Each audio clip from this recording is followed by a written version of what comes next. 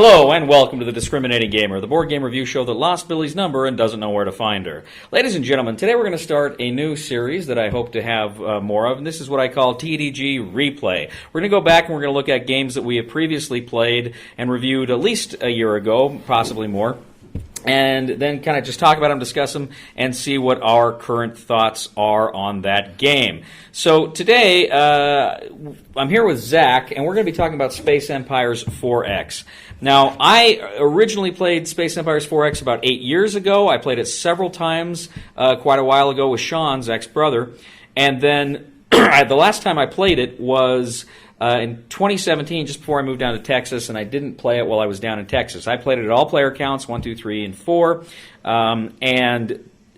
For Zac's birthday a few weeks ago, I actually gave him a copy of Space Empires 4X. We played his copy tonight, and Zac just played the very first game he's ever played of it. I've wanted him to play it for 8 years now, and he finally got a chance. Super excited. So, Zac, I'm just going to ask you straight up, just generally, in the most general sense, what do you think of Space Empires 4X? First of all, it is one of the easiest to understand, really complex games I've ever played. Bit of a paradox there. A bit of, but no, I like I like hexes. I'm a sucker for hexes, but the hex and counter game. Hex and counter games. But this one was really good.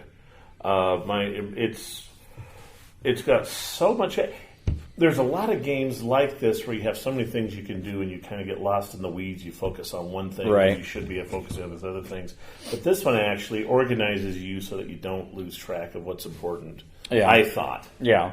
Well, I mean, I think you can get in the weeds with this game because you've got so many technology paths you can go down, but you can't do them all. You have to pick and choose what tech you're going to do. And so in that sense, if you're focusing on production and you want to build bigger ships and stuff like that, maybe you're not focusing so much on building ships. Or if you are building ships, maybe you're focusing more on building colony ships, not focusing on big heavy ships. Yeah. So I think there's different ways you can do that. Right. I went for a grab bag. I thought, well, I'm going to make sure I always buy one technology every turn and the most expensive ships I could afford. Right. That was my approach. The game limits you in a good way with what you can buy each turn. It limits you with if you don't have the right tech, the hull numbers on your shipyards and how much they can produce each turn.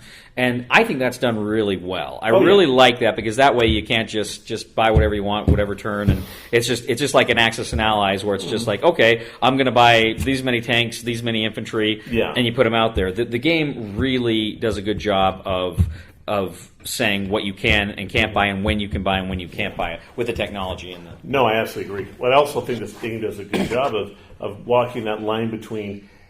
It's fun in these types of games to be able to do things and do the things you want to do, but then, of course, that's a boring game that you win quickly if you don't have the stuff that's getting in your way. Yeah. And I thought that this ran a good line of letting you have fun with the things you want to do, but there was enough trouble in it.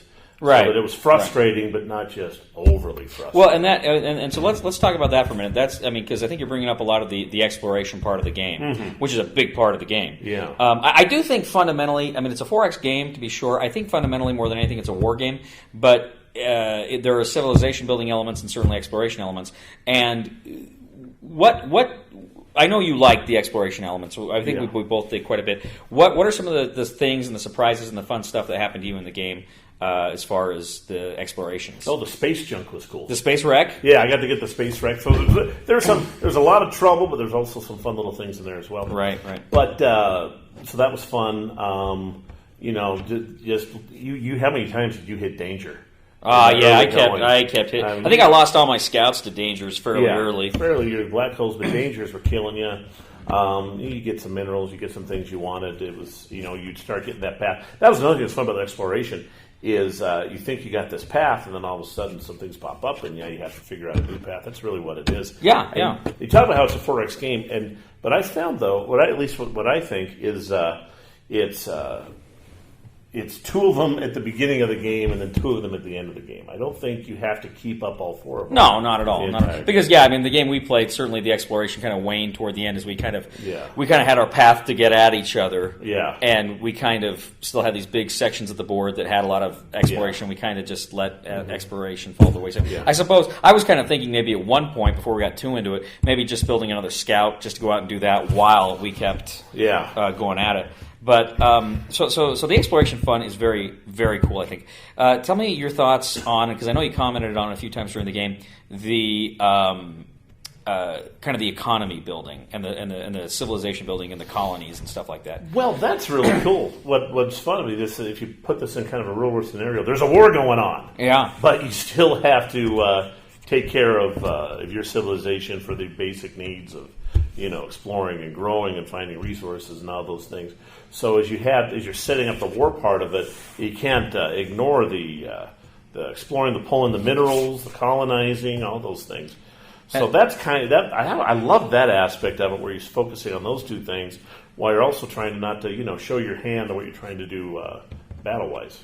And along with that too, I mean, because that's your economy. That's your economy that feeds the war effort, right? Yeah. In that way, it's really realistic. But what's cool too, because again, this is something we commented on. Speaking of frustration, those maintenance costs.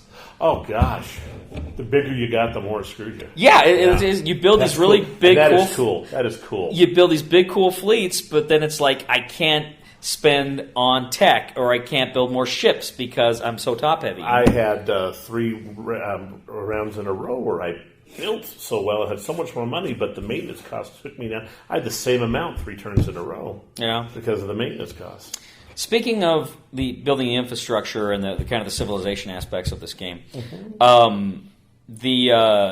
we had agreed before we began, because I had told you I played this game again, so I was more familiar with it, and I told you about the pipeline infrastructure building. Neither one of us build pipelines. Yeah, it's too bad, because that's. I mean, I was thinking about it, but I thought, well, I got other things I want to do right now. When I was playing the 4-player game, man, you get those things humming. And you're building an engine. You're building the economic engine. And like I said, once you complete a pipeline, it helps with movement, but it also helps with your economy. It's another +1. Because there really comes a point where after you stop colonizing and you pull in all those nearby minerals, if you want your economy to grow, your options are very limited. Yeah. So the pipelines are a cool thing, and we didn't see it in this particular game. I played this game for the first 2 or 3 times I played it was with Sean. Yeah. And, we just ate it up. And I've been so excited for you to play this game for a long time. And I got to say, so this was Zach's first game. I played it maybe, I don't know, at least half a dozen times. Probably more than that. Yeah. It's a game I love, and I don't play nearly as much as I like. But Zach's first game, he beat me. Zach built up. Well, Zach, with that space wreck, you got some tech that let you build the battleships, right?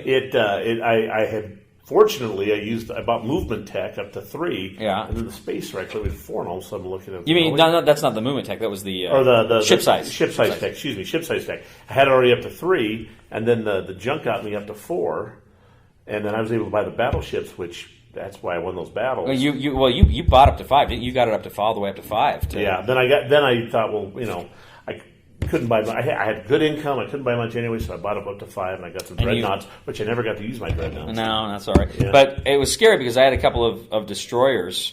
I'm just screwing with them, and I took out one of your colony ships, and I'm just kind of screwing with you, kind of probing to see what's going on. And he had this small little fleet, and honestly, it was 2 ships. Yeah. I'm thinking it's probably 2 destroyers like what I got. And I go in there, and one was a destroyer and one was a battleship, and I'm like, oh, I am effed. Yeah. And pretty much the rest of the game on that front was me running away from you. Yeah. That may not be a good strategy every time. It's just I thought, buy a tech and buy the biggest ships I can. No. That's I think it's good. But you got your economy up and humming before I did. You had those like right off the bat. You had those planets right around your home planet, and I had to go out and explore a little bit. So I was a little bit disadvantaged there, but not taking anything away from your victory. But you came in, you had that kind of secondary fleet that you kind of brought in on the side, and you just made a beeline toward my home planet. You were destroying things. I had the bases that I bought. The first base I had scared you, but it didn't do much. That second base took out your battleship. Mm-hmm. and I think another one of your ships too. Yeah, that was close. That last battle got close. Yeah, but you still kept coming, and then you made it to my home system and took out my shipyards. At that point, we called it. I wasn't coming back from that. Yeah, and I had that other fleet coming down. Yeah, there was no way I was coming back. Yeah, from I think that. I had you pretty good. In fact, I think the only active ships I had at that point were decoys. So is that right? yeah, I think so. No, well, I had those 2 dreadnoughts. Those 2 dreadnoughts. Not dreadnouts, destroyers. I put those 2 decoys next to those colonies, my outlying colonies. Yeah, and I didn't probe because There was one time you were about to go in there, you saw there was a ship, and you went out, and that was a decoy. Yeah. So I shouldn't have done it, but no, that was kind of fun. But that was good. Again, with the exploration stuff, and you talk about creating paths. I really think the best analogy is when you bring up those asteroid fields or those black holes, those nebulas. You're creating terrain. I mean, you got to look at that as kind of a terrain, like a Napoleonic or World War II battle game. Yeah. And those things are the terrain on the on the board. Now, in a lot of ways, it's one of those games that you spend the first part of the game setting up the game. Yeah. The first third of the game is the setup, and then you play the game. Right. There's a lot of games like that, and that works. Sometimes it doesn't. Sometimes it doesn't. Yeah. I mean, if you want, because you got to set yourself up, build your economy, build your empire to get ready for the war aspect of the game. But the war's the thing, in my opinion. And I got to tell you, when you play, I played 3 and 4 player games, and the war comes a lot faster. In those games, well, absolutely. What do you like? You like 2-player, 3-player? 2 players the best, hands down. I think 2 players, because with the problem with the 3-player game, because I remember I played it once. It was Sean and George played the 3-player game with us. Yeah. And it just ends up being 2 people gang up on one person, tear them apart, and then go after each other. And that, to me, when it's predictable. It's like when we used to play diplomacy. You play with 5, it's always going to be 3 on 2, Yeah. So I didn't like that. And then with the 4, the problem with 4 was, there were some cool things with 4. The problem with 4 is, it takes forever to get to your turn. Somebody is always taking forever to get their bookkeeping done. Yeah. And so I just didn't like it. But in a 2-player game, it pops. No, it did. I think it pops as a 2-player game. Yeah. And the bookkeeping parts are easy to figure out. I was a little intimidated by the bookkeeping. Well, I was too the first time I played it, but it's not that bad. But the problem is, some people, if they got bad AP, that's an issue. That's an issue. Mm-hmm. So a lot of honor system with the bookkeeping. Yeah, you know what? But I mean, I'm not. I'll tell you right now, if I'm playing a game like this with somebody that's going to cheat, it's like I'm not going to be playing with them. Right. I mean, I obviously. I mean, I don't think I play with anybody that cheats regularly. I don't think I've ever seen that. But no, it's a fun game. Did you like your birthday present? Cody, thank you for another fantastic birthday present. Yeah, you're welcome. When you're friends with Cody, it's he takes care of you. He takes care of it. You get games. My closet is 2/3 what you've given me. My game closet over the years, and this is going to be a. Well, I got a son who's 18. He's at that perfect age where you can play these complex games. Yeah. I mean, Twilight Struggle, we love that game. We play it all the time, which this feels a lot. It has some. It reminds.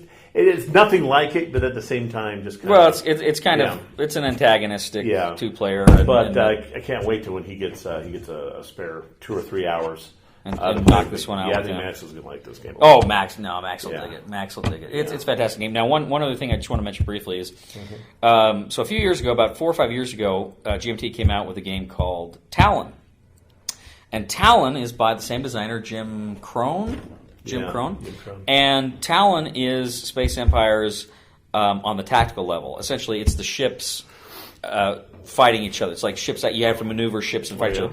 It plays a lot like Armada, Star Wars Armada, with like very little setup. But you got dry erase markers and you're writing on the things.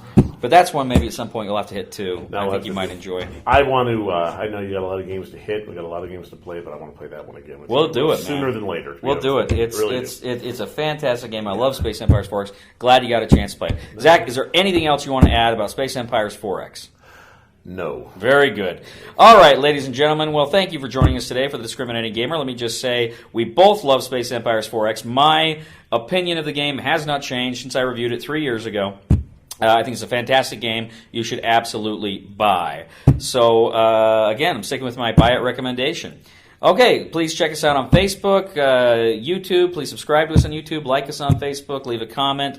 Check us out on Twitter. Ladies and gentlemen, we are the Discriminating Gamer, and we love you, baby, but we're in too deep.